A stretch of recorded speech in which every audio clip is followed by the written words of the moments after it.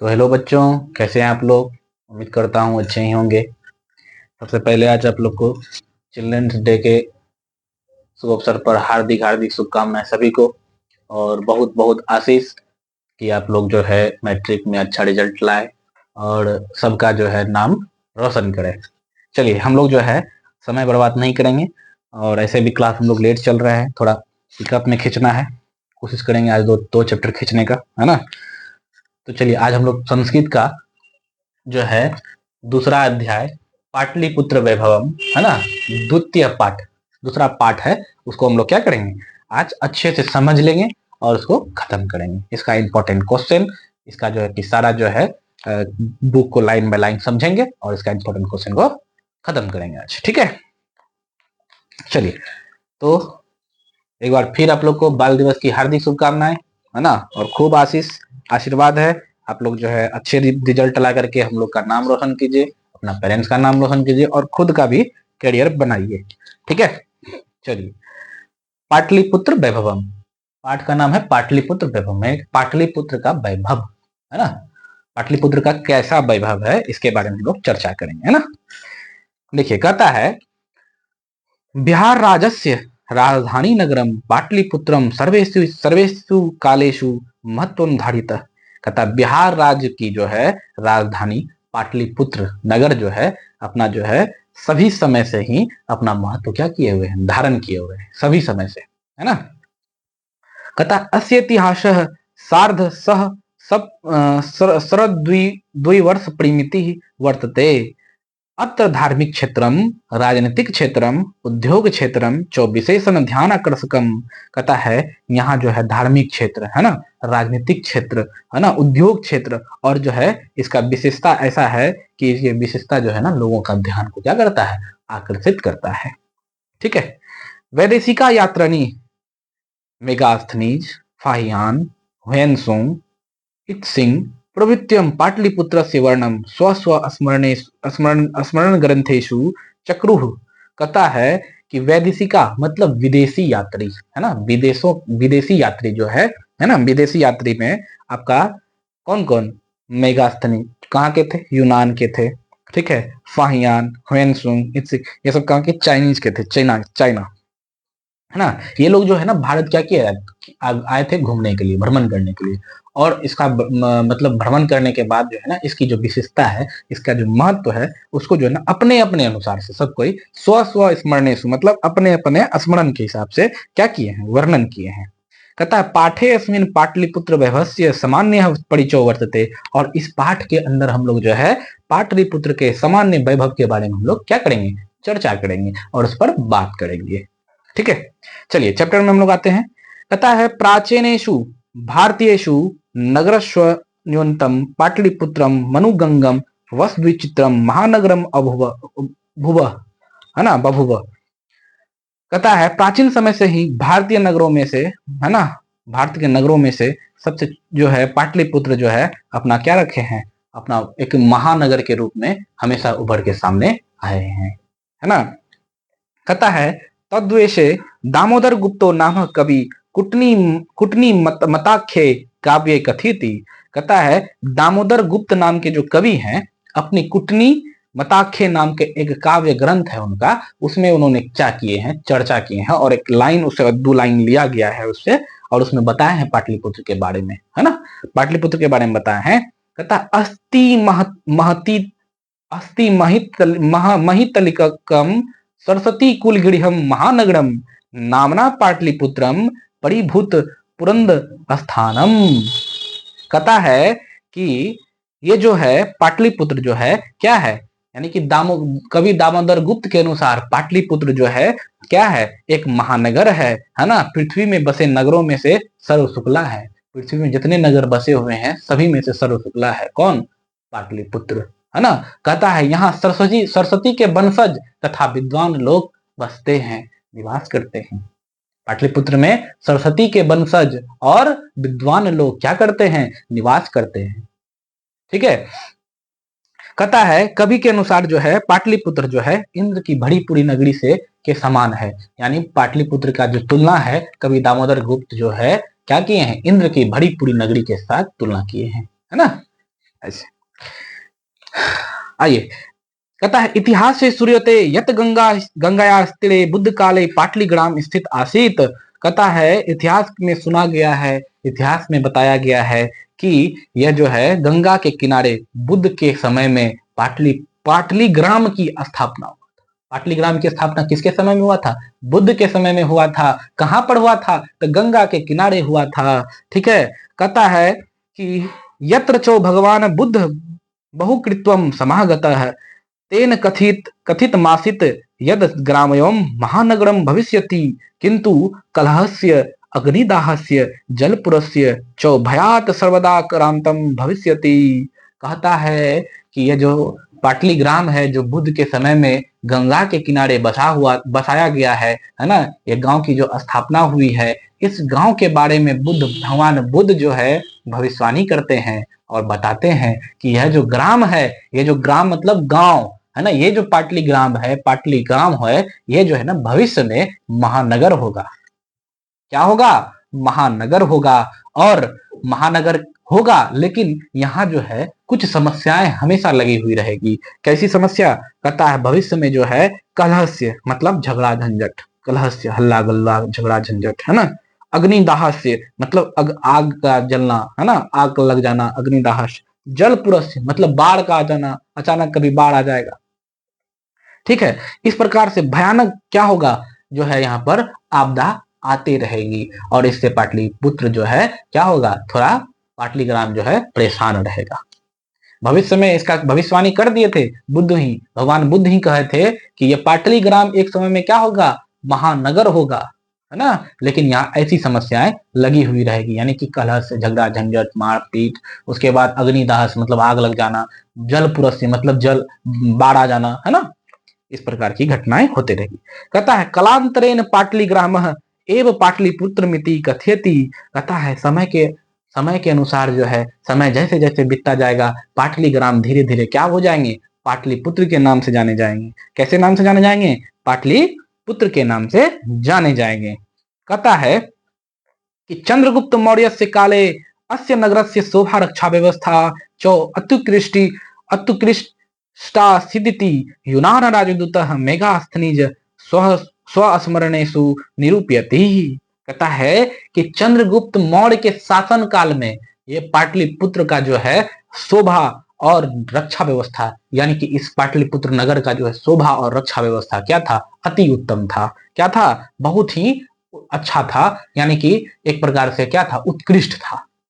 ठीक है, और कहता है यूनान के राजदूत मेगास्थनीज, यूनान के राजदूत, राजदूत समझते हैं ना, कोई भी देश का दूसरे देश में जब भेजा जाता है कोई व्यक्ति को राजदूत बना करके, है ना, अभी एम्बेसडर कहते हैं उसको, है ना भाई, जैसे भारत का एम्बेसडर लगभग सभी देश में है ना, और सभी देश का एम्बेसडर यहाँ है, ताकि कुछ जो भी है कि अपना एक देश से दूसरे देश का जो विनिमय होता है उसमें कुछ हेल्प हो सके ना। और जैसे हम लोग चाइना गए तो हमको कोई प्रॉब्लम होगा तो हम कहाँ जाएंगे, वहां हम अपने एम्बेसडर के पास, एम्बेसडर जिसको हम लोग पहले राजदूत कहते थे, राजा के द्वारा भेजा गया दूत राजदूत कहलाता था। तो उसी प्रकार यूनान का राजदूत कौन थे? मेगास्थनीज थे। और मेगास्थनीज जो है एक अच्छे लेखक भी थे, है ना। वो स्वस्मरणेषु निरूपयति, कहता है अपने स्व मतलब अपने स्मरण से ही और पाटलिपुत्र के बारे में लिखे हैं और इसका बहुत ही तारीफ किए हैं। ठीक है, कहता अस्य नगरस्य वैभवम प्रिय दर्शनम अशोकस्य समय सतुराम समृद्धम। कहता है इस नगर का जो है, नगर का वैभव और प्रिय दर्शनी मतलब नगर का जो वैभव है वो अशोक के समय में क्या था, पूरा तरह से संपूर्ण था, है ना। सतुराम मतलब सभी जगह क्या था, एकदम अच्छा था, बढ़िया था अशोक के समय में।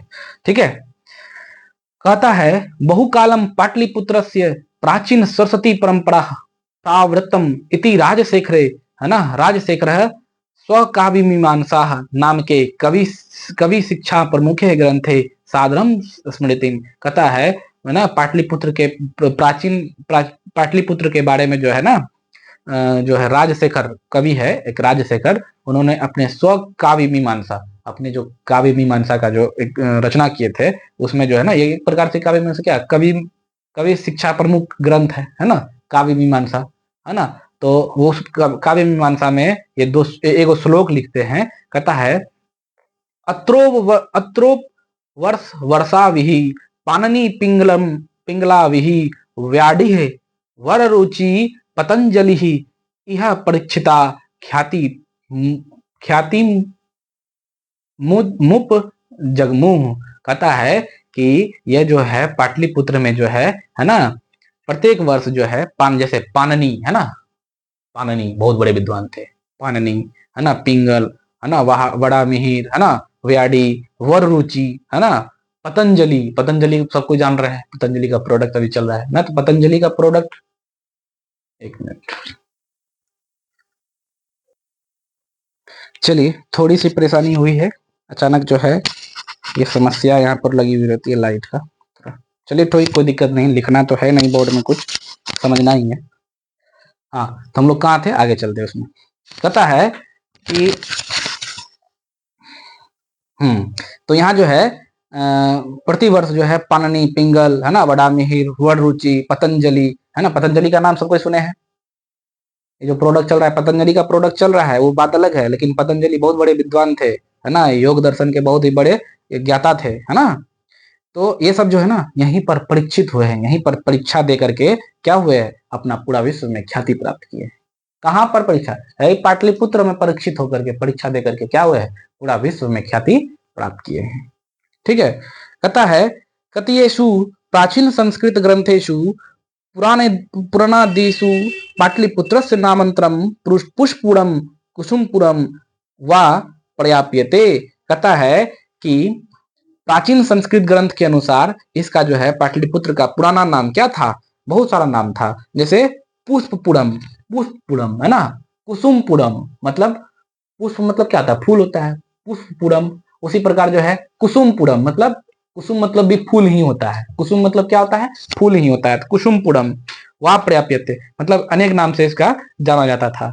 अन्येन ज्ञाते यत नगरस्य समीपे पुष्पाणाम बहुल उत्पादनम भवति अस्म, और इसलिए इसका नाम पुष्पपुरम या कुसुमपुरम था, क्योंकि यहाँ पता चलता है कि इस नगर के समीप मतलब नजदीक में है ना फूलों की बहुत बहुत उत्पादन होती थी, इसलिए जो है इस नगर का नाम क्या था, पुष्पपुरम भी था, कुसुमपुरम भी था। ठीक है, पाटलिपुत्र मिति शब्दोपि पाटल पुष्पानाम है ना, पुतलिकार पुतलिकार रचना माश्रियति प्रचलित। कहता इस ये जो है ना पाटलिपुत्र जो है कैसे शब्द से मिलकर बने हैं, इसका जो है पाटल पुष्पाना शब्द से मिलकर के बने हैं। ठीक है, कहता है और तब जाकर के पाटलिपुत्र नाम से जो है ना प्रचलित भी हुए हैं। कहता है शरत काले नगरेस्मिन कौमुदी महोत्सव इति महान समारोह गुप्त वंश का शासन काले अतीव प्रचलित। कहता है कि शरत काल मतलब ठंडी के समय में, जैसे भी ठंडी के समय आ गया है लगभग है ना, ठंडी के समय में इस नगर में जो है ना कौमुदी महोत्सव मनाया जाता था। कौन सा महोत्सव मनाया जाता था, कौमुदी महोत्सव मनाया जाता। हम कैमरा की तरफ नहीं देख पा रहे हैं क्योंकि वहां पे हम लाइट जलाए, फ्लैश आंख में पकड़ेगी फिर किताब नहीं दिखेगी, इसलिए हम उधर नहीं देख रहे हैं, किताब की तरफ ही देख रहे हैं। आप लोग को समझना है, लाइन बाय लाइन समझा रहे हैं, ठीक है ना। शरत काले नगरेस्मिन कौमुदी महोत्सव इति महान समारोह गुप्त शासन काले अतीव प्रचलित है। कहता है शरद काल में जो है इस नगर में जो है कौमुदी महोत्सव जो है मनाया जाता था, है ना, जो गुप्त वंश के शासन काल में बहुत ही ज्यादा प्रचलित थे, है ना, क्या थे, बहुत ही ज्यादा प्रचलित थे। कहता है कि तत्र सर्वे जना आनंद मग्न अभुमन, और यहाँ जो है सभी लोग क्या होते थे, आनंद मग्न हो जाते थे इस महोत्सव में। महोत्सव मतलब वही पर्व त्योहार है ना, इसमें बहुत सारे लोग क्या होते थे, यहाँ के जितने भी लोग थे आनंद मग्न हो जाते थे। जैसे हमारे यहाँ कोई पर्व त्योहार होता है तो हम लोग कैसे आनंद मग्न हो जाते हैं। हमारे यहाँ क्या हुआ, बीते हैं कुछ दिन पहले हम लोग छठ मनाए, सब कोई आनंद मग्न होकर के छठ मनाए, है ना, दीपावली मनाए, दुर्गा पूजा बनाए। अब देखिए कहता है संप्रति दुर्गा पूजा अवसरे तादृश एव समारोह दृश्यते। कहता है यह जो है ना संप्रति दुर्गा पूजा अवसरे, यह जो कौमुदी महोत्सव है ना, ये कैसा महोत्सव कैसे मनाया जाता था, जैसे हम लोग के यहाँ दुर्गा पूजा ना मनाया जाता था, सेम उसी प्रकार जो है उस समय में यह जो है कौमुदी महोत्सव बनाया जाता था, यानी जैसे दुर्गा पूजा हम लोग मनाते हैं उसी प्रकार से। कहता है काल चक्र वसाद यद्यपि मध्य काले पाटलिपुत्रम वर्ष सह प्रमितम जीर्णता मनमभूत तस्य संकेतः अनेकेषु साहित्य ग्रंथेषु मुद्रा राक्षसादिषु लभ्यते। मुगल वंश काले अस्य नगरस्य समृद्धो समद्वारो जाता है। कहता है ये जो काल चक्र के प्रसाद मतलब कि समय के अनुसार जो है ना, समय जैसे जैसे बीता गया तो मध्य काल में जो है ना पाटलिपुत्र का जो है क्या हो गया, जीर्णोद्धार हुआ, मतलब उसका जो है फिर से क्या हुआ, मतलब जो वैभव धीरे धीरे खत्म हो गया था वो वैभव धीरे धीरे क्या हुआ, फिर से उसका लौटा। यानी कहता है कि साहित्य ग्रंथ के अनुसार मुद्रा राक्षस में इसके बारे में चर्चा किया गया है ना, इसका संकेत दिया गया उसमें। कहता है मुगल वंश के शासन में जो है ना इस नगर का जो है ना फिर से दोबारा क्या हुआ, उद्धार किया गया है ना, इस नगर का फिर से क्या हुआ, उद्धार हुआ। कहता है आंगल शासन काले है, आंगल शासन काले, आंगल शासन काले मतलब, आंगल शासन काले मतलब क्या होता है बताइए कोई। देखिए आंगल शासन काल में मतलब होता है अंग्रेजों के शासन काल से, अंग्रेजों के शासन काल से। एक मिनट,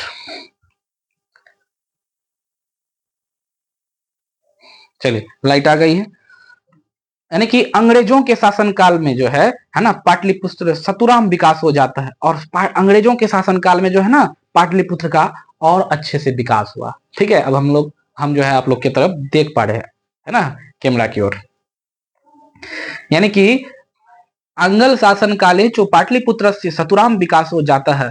कहता है अंग्रेज के शासन काल में जो है पाटलिपुत्र का जो है ना सतुरा विकास, यानी कि सभी जगह इसका क्या हुआ, सभी जगह का अच्छे से विकास हुआ, पाटलिपुत्र का कोना कोना क्या हुआ, फिर से विकसित हुआ है ना। कहता है नगर मिदम है ना मध्य काले एव पटनेति नाम नाम प्रसिद्ध गाता है। अयम चो शब्द पतन मिति शब्दात निर्गत। कहता है नगर से पालिका देवी पटन देवी अद्यपि पूज्यते। कहता है मध्यकाल से ही जो है यहाँ पर क्या होता था, मध्यकाल में इसको ना पटनेती नाम दिया गया था, ये पटनेती नाम से जो है ना प्रसिद्ध था। अब ये शब्द कैसे आया था, तो पतन मिति शब्द से निर्मित हुआ था, मतलब पतन मिति शब्द से निकला था। कहता है कि नगर से पालिका देवी, नगर की पालिका देवी है ना कौन थी, पटन देवी थी है ना, पटन देवी थी अद्यपि पूज्यते। और जो है ना जैसे सब गांव में कुछ कुल देवता होते हैं है ना, तो अपना अपना सबका, तो ये भी पाटलिपुत्र का जो है कुल देवी थी। सबका घर में होता है ना कुल देवता होता है, किसी का घर में परमेश्वरी होती है, किसी घर में लक्की होती है, किसी का अपना अपना सबका जो भी है ना। जैसे किसी का गांव में जो है नरसिंह बाबा होता है, किसी का बजरंगबली होता है, जो भी है ठीक है। उसी प्रकार जो है ना इस नगर का जो है नगर पालिका देवी जो थी क्या थी, क्या नाम था उसका, पटन देवी नाम था। ठीक है, और कहीं न कहीं यही पटन देवी के कारण जो है पाटलिपुत्र धीरे धीरे क्या हो गया, पटना नाम से प्रसिद्ध हुआ। किस नाम से, पटना नाम से प्रसिद्ध होता है। और ये जो पटन देवी थी वहां पर पूजी जाती थी। संप्रति पाटलिपुत्रम पटना नाम नगरस्य है ना, पटना नाम नगरम अति विशालम वर्तते, बिहार राज्यस्य राजधानी चास्ति। अनुदिनं नगरस्य विस्तारः भवति, अस्योत्तर उत्तराम दिशि गंगा नदी प्रवहति। कहता है कि ये जो पाटलिपुत्र जो ना आने वाले समय में धीरे धीरे क्या हो गए, पटना नाम से जाने लगे है ना, और अति विशाल क्षेत्र जो बन गए है ना, और ये बिहार की क्या हुई, राजधानी भी हुई। कहता है अनुदिनम नगर से विस्तारम भवती, मतलब अनुदिनम मतलब दिन प्रतिदिन है ना, नगर का क्या होते गया, विस्तार होते गया। अब कहता है अस्योत्तरम अस्योत्तरस्याम मतलब उत्तर दिशा में है ना, गंगा नदी प्रवहती, और पटना के जो है ना उत्तर दिशा में गंगा नदी क्या है, प्रवाहित होती है, यानी कि गंगा नदी बहती है। कहता है तस्या उपरम गांधी सेतुर नाम एशिया महादेशस्य है ना दीर्घतम सेतु किंच रेलयान सेतुरपि निर्माणो वर्तते।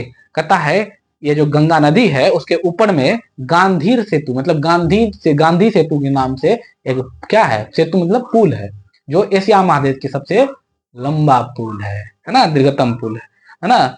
कहता है कि इसके बगल में जो है ना रेलयान सेतुरपि निर्माणो वर्तते, और कहता है इसके बगल में जो है रेलयान मतलब रेल के लिए जो है ना रेल पुल निर्माण प्रक्रिया में चालू है। ये किताब जब रचना हुई है, जब किताब को लिखा गया उस समय में क्या था, इस पुल का निर्माण हो रहा था, लेकिन अभी हो चुका है ना, इसमें हम लोग जाते भी हैं है ना, इसके बगल में हो चुका है रेल पुल का निर्माण।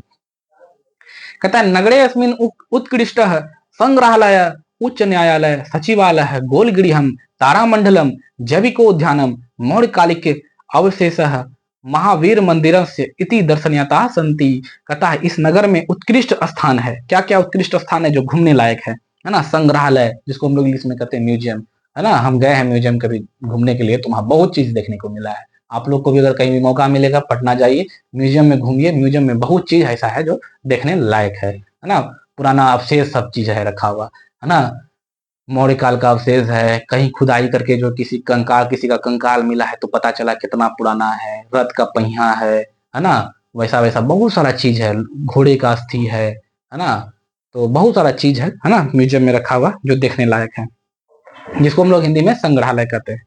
उच्च न्यायालय, सचिवालय, है ना? उच्च न्यायालय, वहाँ उच्च न्यायालय भी है पटना में, सचिवालय है, गोलघर है, तारामंडल है, जविको उद्यानम मतलब चिड़ियाघर, चिड़ियाघर भी है। अब चिड़ियाघर में उतनी तो उसका क्या कहते हैं, एक प्रकार से चिड़ियाघर का जीर्णोद्धार नहीं हो पाया है बहुत दिनों से, तो इसमें बहुत चीज अब नहीं रहा, पहले बहुत चीज था। हम 2011 में गए थे देखने के लिए, बहुत चीज था चिड़ियाघर में, है ना? उसके बाद कहता है मौर्यकालिक अवशेष, मौर्य काल मतलब मौर्य काल का जो शासन चला, उस काल का जो हथियार सब है, कुछ कुछ अवशेष है, वो सब मिला है खुदाई में, है ना? वो सब वहाँ म्यूजियम में रखा हुआ है। महावीर मंदिर, महावीर मंदिर की बात रहती है ना, पटना में सबसे प्रसिद्ध मंदिर महावीर मंदिर। अभी आपको पता है महावीर मंदिर में जितनी भी चढ़ावा चढ़ते हैं, उससे जो प्रॉफिट होती है मंदिर को, उस प्रॉफिट से जो है वहाँ के जो अध्यक्ष है मंदिर के, वो कैंसर का जो अस्पताल चलाते हैं और फ्री इलाज होता है। और अपना बिहार में और एक खुशखबरी है कि वही मंदिर की जो है इनकम से, है ना, वही अध्यक्ष, उसका अध्यक्ष जो है ना, आईएएस ऑफिसर रह चुके हैं। उसको आसान मत समझिएगा, एक को नाम बैठल रहते हैं ऐसे, है ना? भगवा कलर का जो है ऐसे लपेट करके शांति से बैठे होते हैं पंडित जी की तरह, वो आम इंसान नहीं है, वो जो है ना पूर्व आईएएस ऑफिसर रह चुके हैं, है ना? अब उसी की देख रेख में जो है हमारे बिहार में सबसे बड़ा मंदिर, सबसे भव्य मंदिर की रचना होने जा रहा है ना? जिसका नाम है रामायण मंदिर, है ना? घोषणा हो चुकी है, बहुत जल्दी हमारे बिहार में बनेगा भी। ठीक है, चलिए। कहता है प्राचीन पटना नगरे सिख संप्रदाय से पूजनीयम स्थलम, है ना? दशम गुरु गोविंद सिंह से जन्म स्थानम गुरुद्वारेति नाम प्रसिद्धम वर्तते। कहता है प्राचीन पटना नगर जो है ना, ये जो पटना नगर है प्राचीन काल से ही सिख संप्रदाय के लिए क्या रहा है? तीर्थ स्थल रहा है। तीर्थ स्थल इसलिए रहा है कि सिखों के जो 10वें गुरु हैं, गुरु गोविंद सिंह का जन्म स्थल है कहाँ? पटना, और वो जन्म स्थल गुरुद्वारा के नाम से प्रसिद्ध है। तत्र देशास्य तीर्थयात्रिणी दर्शनार्थ मयांती, कहता है, और विभिन्न देशों से लोग क्या करते हैं? तीर्थ करने के लिए पटना भी आते हैं। ठीक है। एव पाटलिपुत्रम प्राचीन कालात् अधावधि विभिन्नेषु क्षेत्रेषु वैभवं धारयति, सर्वोच्च संकलिति रूपेण संग्रहालय दर्शनीयमिति पर्यटन मानचित्रे नगरमिदं महत्वपूर्णम। कहता है, और जो है पटना, जो पाटलिपुत्र है ना, प्राचीन काल से जो है इसका जो है यहाँ जो क्षेत्र है बहुत ही अपना वैभव धारण करके रखे हुए हैं। और इसका जो है ना, अगर आपको देखना है, इसका संकलित रूप देखना है, तो आप संग्रहालय जाइए, है ना? संग्रहालय में जो दर्शन कीजिएगा तो आपको पता चलेगा इसका महत्व क्या है। और ये जो ना पर्यटन मानचित्र में जो है इस नगर का महत्व एक अलग ही है, अपना अलग महत्व धारण करके रखे हुए हैं। आपका जो है ये पाटलिपुत्र वैभव समाप्त हुआ। अब इसका इंपॉर्टेंट क्वेश्चन जो है, इंपॉर्टेंट क्वेश्चन हम क्या करते हैं? कंप्लीट करते हैं। ठीक है, इसका इंपॉर्टेंट क्वेश्चन सब देखते हैं। ठीक है, चलिए। क्वेश्चन है पाटलिपुत्र नगर के वैभव का वर्णन करें। बहुत इंपॉर्टेंट क्वेश्चन, आपको 2 नंबर में पूछेगा, है ना? संस्कृत में बहुत इंपॉर्टेंट है।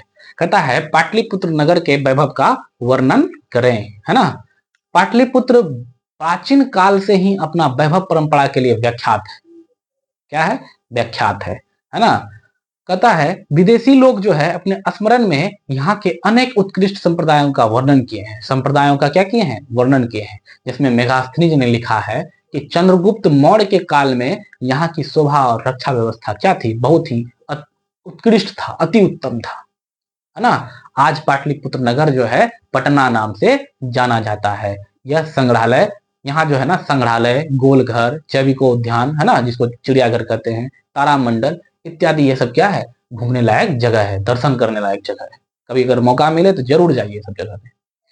नेक्स्ट कहता है क्वेश्चन, इंपॉर्टेंट क्वेश्चन है, यहाँ सब ये सब क्वेश्चन रिपीटेड क्वेश्चन है, हर बार पूछता है और आप लोग को भी पूछेगा। कहता है कवि दामोदर गुप्त के अनुसार पाटलिपुत्र नगर कैसा नगर है ना। कवि दामोदर गुप्त के अनुसार कहता है, कवि दामोदर गुप्त कहता है, कवि दामोदर गुप्त के अनुसार पाटलिपुत्र महानगर है ना। पृथ्वी के बसे नगरों में सर्व शुक्ला है। यहाँ जो है सरस्वती के वंशज तथा विद्वान लोग बसते हैं। सरस्वती के वंशज तथा विद्वान लोग बसते हैं, है ना। कवि ने इस नगर का तुलना, इस महानगर की तुलना जो है इंद्र की भरी पूरी नगरी से की है। इंद्र की भरी पूरी नगरी मतलब स्वर्ग लोक से की है। ठीक है। नेक्स्ट क्वेश्चन है बहुत इंपॉर्टेंट सब क्वेश्चन, आप लोग टेंशन मत लीजिए, समझ लीजिए सब क्वेश्चन, ध्यान से सुन लीजिए, काफी है। हम पीडीएफ आप लोग को भेज देंगे आज, हो सकता है आप लोग को पीडीएफ चला जाएगा, 2-3 चैप्टर का पीडीएफ, है ना। नेक्स्ट कहता है चंद्रगुप्त मौर्य तथा अशोक के समय पाटलिपुत्र कैसा नगर था। सेम क्वेश्चन है, रिपीटेड क्वेश्चन, ऐसे पूछेगा। तो चंद्रगुप्त मौर्य के समय पाटलिपुत्र का रक्षा व्यवस्था बहुत मजबूत था, यह सुंदर नगर था। और अशोक के शासनकाल में, है ना, इस नगर की वैभव और सौंदर्य काफी उत्तम था, है ना। चंद्रगुप्त के समय में रक्षा व्यवस्था बहुत ही मजबूत था, है ना, कोई आंख उठा के नहीं देख सकता था। मगध की राजधानी हुआ करता था भाई पाटलिपुत्र, है ना। और जो है अशोक के समय में इसका जो है क्या था, वैभव और सौंदर्य काफी उत्तम था। ठीक है। अब नेक्स्ट जो है, नेक्स्ट क्वेश्चन इसका क्या है,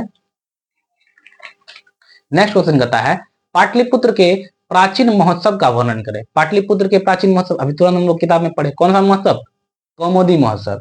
तो पाटलिपुत्र में कौमुदी महोत्सव बड़ी ही धूमधाम से मनाई जाती थी, है ना। सभी नगर वासी जो है आनंद मग्न होकर के यह महोत्सव को क्या करते थे, मनाते थे, है ना। इस समारोह का विशेष प्रचलन गुप्त शासन काल में, यानी कि चंद्रगुप्त मौर्य के शासन काल में, या उसके जितने भी वंशज के शासन चले, गुप्त वंश का जितना भी शासन चला है ना, तो गुप्त वंश के शासन काल में इसका बहुत ही प्रचलन था। आजकल जिस प्रकार दुर्गा पूजा मनाई जाती है, उसी प्रकार यह महोत्सव मनाई जाती थी, कौमुदी महोत्सव मनाया जाता था। ठीक है, कोई दिक्कत नहीं है। नेक्स्ट क्वेश्चन है इंपॉर्टेंट, कहता है सिख संप्रदाय के लिए पाटलिपुत्र पूजनीय स्थल है, क्यों, क्यों है। तो सिख संप्रदाय के लिए पाटलिपुत्र पूजनीय स्थल इसलिए है क्योंकि सिखों के जो 10वें गुरु हैं, गुरु गोविंद सिंह, सिखों के पहला गुरु गुरु नानक, 5वां गुरु गुरु अर्जुन देव, 10वें गुरु गुरु गोविंद सिंह। तो जो है गुरु गोविंद सिंह का जन्म स्थल है पाटलिपुत्र, यानी पटना, है ना। पटना क्या है, सिखों के लिए 10वें गुरु का जो है, सिखों के 10वें गुरु कौन, गुरु गोविंद सिंह का जन्म स्थल है, इसलिए सिखों के लिए ये जो है ना क्या है, पूजनीय स्थल है। और उसका जन्म स्थल जो है गुरुद्वारा के नाम से जाना जाता है, इसलिए लोग यहाँ पर क्या करते हैं, सिख संप्रदाय के लोग तीर्थ यात्री जो है उसके तीर्थ करने के लिए यहाँ पर आते हैं, विदेश से भी आते हैं, बहुत सारे देश से आते हैं। लेखक पाटलिपुत्र वैभव पाठ से हमें क्या शिक्षा देती है ना, क्या शिक्षा देती है। तो लेखक का कहना है था कि प्राचीन काल में पाटलिपुत्र एक महानगर था जहाँ शिक्षा, वैभव, समृद्धि थी, है ना। मध्यकाल में इसकी स्थिति ठीक नहीं थी, थोड़ी गड़बड़ाई थी, लेकिन मुगल काल में जो है पुनः इस नगर का उद्धार हुआ, है ना। और अंग्रेजों के शासनकाल से लेकर के वर्तमान नगर समय में इस नगर का अधिक विकास हुआ है ना। अंग्रेजों के शासनकाल से लेकर अभी वर्तमान समय तक में जो है पटना का काफी विकास हुआ, पटना बहुत ज्यादा विकसित हो गया। अब तो पटना में हमारा क्या हो रहा है, मेट्रो स्टेशन भी बन रही है ना, मेट्रो लाइन भी बिखरा भी मतलब बिछाया जा रहा है। ये भी एक जो है अच्छा उपलब्धि है हमारे बिहार के लिए। ठीक है, नेक्स्ट क्वेश्चन पर आते हैं। प्राचीन पाटलिपुत्र में शिक्षा के संबंध में लेखक के क्या विचार है, लेखक के क्या विचार है। तो प्रस्तुत पाठ में लेखक ने बताया है कि, है ना, जिसमें दामोदर गुप्त नाम का कवि ने क्या कहा है, दामोदर गुप्त नाम के कवि से हमको ये जानकारी मिलती है कि यहाँ जो है ना सरस्वती के वंशज रहते हैं, सरस्वती के वंशज रहते हैं, है ना। और कहते हैं क्या कि राजशेखर कवि के अनुसार भी क्या है, राजशेखर कवि के अनुसार पाणिनि, पतंजलि, पिंगल, है ना, वररुचि आदि जो है महान विद्वान की परीक्षा भी यहीं ली गई थी, और यहीं से परीक्षित होकर के ये लोग पूरे विश्व में क्या हुए थे, प्रचलित हुए थे, पूरे विश्व में प्रचलित हुए थे और ख्याति प्राप्त किए थे। ख्याति प्राप्त करना मतलब अपना नाम कमाए थे। ठीक है, अब नेक्स्ट क्वेश्चन, इंपॉर्टेंट क्वेश्चन कहता है लेखक के विचार में प्राचीन काल के से पाटलिपुत्र किस प्रकार का नगर रहा है। लेखक के विचार से प्राचीन काल से लेकर के जो है आज तक राजनीतिक, पाटलिपुत्र किस क्षेत्र में, राजनीतिक, धार्मिक, औद्योगिक, शिक्षा जैसे विभिन्न क्षेत्रों में, है ना, वैभव धारण करते हैं, है ना, और वैभव धारण करते रहा है। यहाँ के लोग कई उत्सव मनाते रहे हैं, है ना। पाटलिपुत्र वासी जो है पटन देवी की पूजा करते हैं, है ना। इस प्रकार पाटलिपुत्र एक क्या है, महानगर है। लेखक के विचार में प्राचीन काल से ही पाटलिपुत्र किस प्रकार से अपना जो है वैभव धारण किए हुए हैं, कैसा नगर है, समझ में आ गया, है ना। नेक्स्ट क्वेश्चन और लास्ट क्वेश्चन चैप्टर का सबसे इंपॉर्टेंट, कहता है प्राचीन संस्कृत ग्रंथों में पाटलिपुत्र की ख्याति किस प्रकार थी। तो प्राचीन संस्कृत ग्रंथों और जो है पुराणों में, है ना, पाटलिपुत्र का नाम पुष्पपुर या कुसुमपुर पड़ा था। इस नगर के निकट जो है पाटल पुष्पों का उत्पादन होता था। कौन से पुष्पों का, पाटल पुष्पों का उत्पादन होता था। यानी कि पाटल पुष्प नाम का जो है ना बहुत सारे फूलों की क्या होती थी, खेती होती थी और बहुत ज्यादा फूल उत्पादन होता था। इसी के नाम पर इसका नाम पुष्पपुरम या कुसुमपुर पड़ा था। यहाँ जो है शरद काल में कौमुदी महोत्सव मनाई जाती है, जो अभी के समय में जैसे हम लोग दुर्गा पूजा मनाते हैं उसी प्रकार वहां कौमुदी महोत्सव मनाई जाती थी, है ना। ये महोत्सव जो है बहुत ही धूमधाम से मनाई जाती थी और इसमें सभी लोग वहां जो है आनंद मग्न हो जाते थे। तो पाटलिपुत्र का ये सारा क्वेश्चन इंपॉर्टेंट क्वेश्चन था जो आप लोग को बता दिया गया, और इससे बाहर क्वेश्चन पाटलिपुत्र से नहीं आती है इस चैप्टर से, है ना। अब इसमें जो कुछ ऑब्जेक्टिव है, कहता है कस्मेन काले पाटलिग्राम स्थित अस्ति। तो बुद्ध काले, किसके काल में जो है पाटलिग्राम स्थित हुए थे, बुद्ध काल में। बिहार से राजधानी कथम अस्ति, कैसा है बिहार की राजधानी, कैसा है, विशाल है, बहुत विशाल है। सिख संप्रदाय है दसम गुरु कह आसित, गुरु गोविंद सिंह आसित। मतलब कौन है सिख संप्रदाय के 10वें गुरु, कौन है, गुरु गोविंद सिंह है। इस प्रकार के ऑब्जेक्टिव भी है जो आप लोग अपने से भी पढ़ के समझ लीजिएगा, हम पीडीएफ आज भेज देंगे। चलिए अब जो है टाइम है बचा हुआ कुछ मिनट, तो हम लोग जो है नेक्स्ट चैप्टर भी देख लेते हैं। नेक्स्ट चैप्टर में क्या है, आइए हम लोग देखते हैं नेक्स्ट चैप्टर, ठीक है। ठीक, चलिए अब जो हम लोग तीसरा अध्याय में आते हैं, क्या है, आलस कथा। बहुत ही इंटरेस्टिंग चैप्टर है, बहुत ही इंपॉर्टेंट चैप्टर है, यहाँ से क्वेश्चन बहुत ज्यादा आता है ना। तो ध्यान से आप लोग सुनिएगा और समझिएगा, ठीक है। चलिए तीसरा अध्याय में आते हैं, एक मिनट।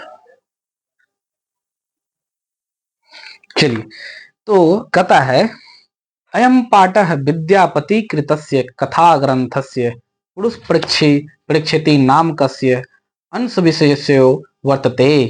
कहता है यह पाठ जो है विद्यापति के द्वारा जो है रचित है, और इस कथा में जो है कथा ग्रंथ में पुरुष परीक्षिति नाम का जो है एक ग्रंथ से जो है यह कथा को लिया गया है, उसी का अंश विशेष भाग है, ठीक है। पुरुष परीक्षा सरल संस्कृत भाषायां कथा रूपेण विभिन्नाम मानव गुणानां महत्वं वर्यन्ति दोषानां च निराकरणाय शिक्षायां ददाति। विद्यापति लोकप्रिय मैथिली कवि आसीत। विद्यापति कैसे कवि थे, लोकप्रिय थे और मैथिली कवि थे। अपि च बहुनाम संस्कृत ग्रंथानां निर्मातापि विद्यापति रासित इति तस्य विशिष्टता संस्कृत विषयोपि प्रभुता अस्ति, है ना। जो है विद्यापति जो है ना संस्कृत विषय में जो है ना बहुत ही प्रभुता हासिल किए हुए हैं, है ना। और संस्कृत बहुत सारे संस्कृत ग्रंथों की क्या किए हैं, रचना किए हैं। कहता है प्रस्तुत पाठे, है ना, आलस्य नाम कस्य दोषस्य निरूपणे व्यंग्यात्मिका कथा प्रस्तुता विद्यते नीतिकारः आलस्यम रिपुरूपम मन्यते, है ना। कहता है कि जो है इस पाठ में हम लोग आलस नाम का दोष जो होता है मनुष्य के अंदर में, उसके बारे में जानेंगे और उसको अच्छे से समझेंगे। कहता है कि आसित मिथिलायाम वीरेश्वरो नाम मंत्री, है ना। मिथिला के एक मंत्री थे जिसका नाम था क्या, वीरेश्वर। क्या नाम थे, वीरेश्वर।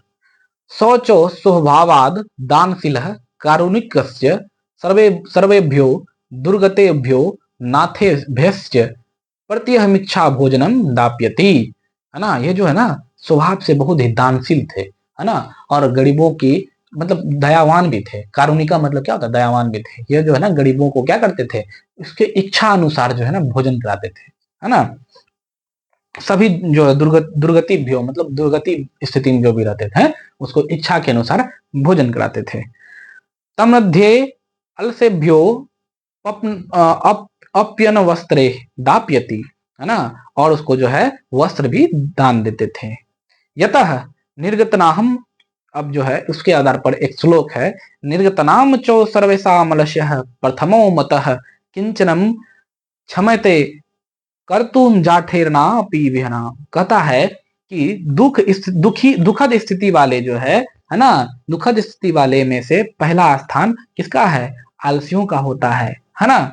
और कहता है पेट की आग बुझाने के लिए, है ना, पेट की आग बुझाने के लिए जो है लोग क्या नहीं करते हैं, अथवा सब कुछ करते हैं। ये श्लोक में ऐसा बात बताया। लेकिन आलसियों लोग को वो भी काम करने में क्या होती थी, वो भी काम करने में परेशानी होती थी। ततो अलसपुरुषाणाम तत्रेष्ठ लाभम श्रुत्वा बहुस्तु बहुस्तरम परिमिर्जास्त्र वर्तुली भुभ यतः। और फिर एक श्लोक उसमें कहता है कि स्थिति सौकर्य मूला ही सर्वेशा मापी सहते सजातिनाहम सुखम दृष्टवा के न धावंती जानकर। कहता है कि सुविधाजनक स्थिति को देखकर सभी उसे क्या करते हैं, पाना चाहते हैं, सभी को इसको पाना चाहते हैं। यानी कि कहता है कि स्वजाति के सुख को देखकर, मतलब अपने जाति के सुख को देखकर कौन नहीं दौड़ते हैं, अथवा सब कोई दौड़ते हैं, है ना। यह श्लोक का मतलब वही है। कहता है पश्चादलशानाम सुखम दृष्टवा धूर्तापि, है ना, कृत्रिमालाशाम दर्शावित्य भोजन गृहंती, है ना। कहता है कि ना जो वीरेश्वर नामक जो मंत्री थे, मिथिला के जो मंत्री थे, ये क्या किए थे, ये जो ना आलसियों को देखकर इसको बहुत दया आता था। तो आलसियों के लिए इन्होंने क्या किया, पूरे जो है अपना क्षेत्र में क्या किया, ढोल पिटवा दिए कि जितने भी आलसी हैं सबको क्या करे, आइए हमारे यहाँ रहिए और खाइए, है ना। इच्छा अनुसार भोजन कराते थे। तो कहता है ना कि अपने वाले सुखद स्थिति को देखकर कौन नहीं भागे। यानी अभी फ्री में अगर चूड़ा गुड़ भी बांटने जाइएगा गांव में, तो जिसका घर में सब चीज है वो ले लेगा चूड़ा गुड़ा करके, है ना। तो उसी प्रकार आलसियों को जब मुफ्त में भोजन मिल रहा था, तो लगभग गांव का आदमी क्या किए, इस सुख वाले स्थिति को देखकर क्या किए, सब पहुंच गए, है ना। सब क्या किए, भोजन ग्रहण करने लगे, है ना। बड़े बड़े तोंद वाले सब भी क्या किए, आ गए आलसी बन करके। अब भाई आलसियों को जो भोजन देगा तो हम भी भोजन बन जाएंगे, आलसी बैठ के खाएंगे, है ना। तो यह आलसियों का गुण होता है। और उसको जो है ना ऐसे सुख को देख करके लगभग सब कोई दौड़ जाता है ना। तो यही बात है, फ्री में बैठे बैठे सब भोजन मिल रहा है, तो दुनिया में क्या चाहिए लोगों को। लेकिन ऐसा नहीं है, दुनिया में बहुत चीज चाहिए, मनुष्य जीवन मिला है तो बहुत चीज करना पड़ेगा, वही बात कहता है। तो कहता है तदंतर मलशालायाम बहुद्रव्याम दृष्ट्वा तन्योगी पुरुषम प्रामिष्टः यद्यक्षम बुद्धया करुणायाम केवलम सेभ्य स्वामी वस्तुनि दाप्यति कपटेना अलसानाम, है ना, कपटेना अलसा अपि गृहंती इतिस्माकम प्रमादः। कहता है वहां जो ना जो लोग सैनिक सब थे वो सब विचार किए कि इतने जो धूर्त लोग आ गए हैं यहाँ पर, है ना, ये तो सारा क्या करेगा, मंत्री का घर का जितना भी खजाना है सब चपट कर देगा, खत्म कर देगा, जिससे जो है हम लोग को भी आफत हो जाएगा, मंत्री का जो दुर्गति होगा ही, साथ साथ हम लोग का भी होगा, हम लोग का भी काम छीना जाएगा। मंत्री के पास कुछ रहेगा ही नहीं, तुमको देगा क्या, खाक। तो इसलिए जो हीरो दिमाग लगाया, क्या दिमाग लगाया, ये लोग जो है ना क्या किए, जो धूर्त आलसी थे वो सबका क्या किए, परीक्षा लेने के लिए क्या किए, जो घर में लोग को रहने के लिए दिया था उसी घर में क्या किए, ये लोग आग लगा देते हैं। और जैसे ही आग लगते हैं जितने भी जो है धूर्त आलसी थे वो सब क्या हुए, आग में जलने के डर से क्या हुए, भाग गए, है ना। लेकिन 4 लोग रह गए। ये चारों लोग जो है आग में रह गए और कुछ आपस में वार्तालाप करते हैं, जो बहुत ही इंपॉर्टेंट लाइन भी है, ध्यान से सुनिएगा। क्वेश्चन ऐसे पूछता है कि प्रथम आलसी क्या बोले थे, तो हम सुना रहे हैं, सुनिएगा इसको, ठीक है।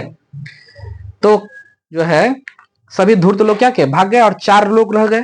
अब पहला जो आलसी थे वो बोलते हैं, एकेन वस्त्रावृत मुखेन उक्तम, एक जो है अपने मुख से वस्त्र को हटाते हैं और बोलते हैं, अहो कथयम कोलाहल, मतलब कौन ची का हल्ला गुल्ला है।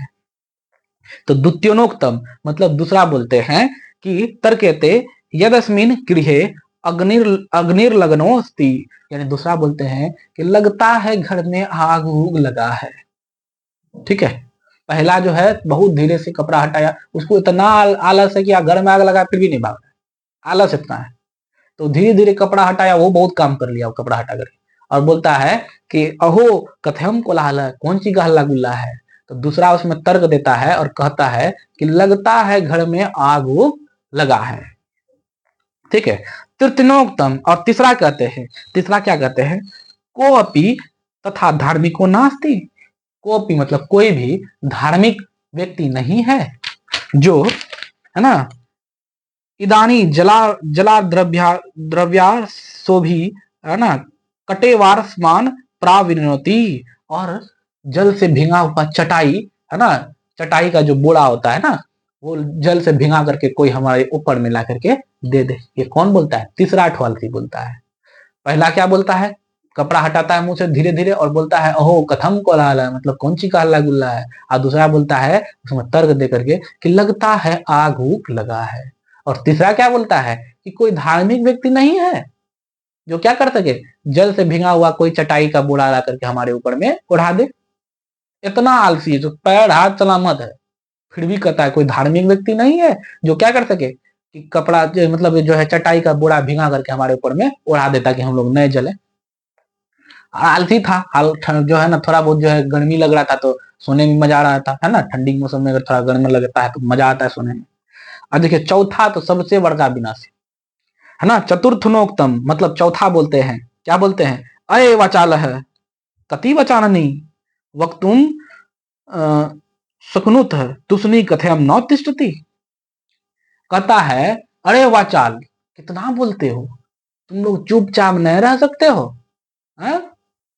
तुम लोग चुपचाप नहीं रह सकते हो, कितना बढ़िया एकदम ठंडी मौसम है, हल्का हल्का करके धीपा धीपा करके थोड़ा सा गर्मी लग रहा है, और सोने दो शांति से, कितना बकबक करते हो। ये चौथा बोलता है, मतलब आग में जल जाएगा लेकिन उठ के भागेगा नहीं। और आपस में इस तरह से बात कर रहे थे, जो पूरा क्या है, हंसी योग्य है ना। जिसमें से कुछ इन चारों में कौन कौन सी गिनती में आप लोग आते हैं, कोई एक गिनती में बताइएगा कमेंट करके हम लोग को। तब कहता है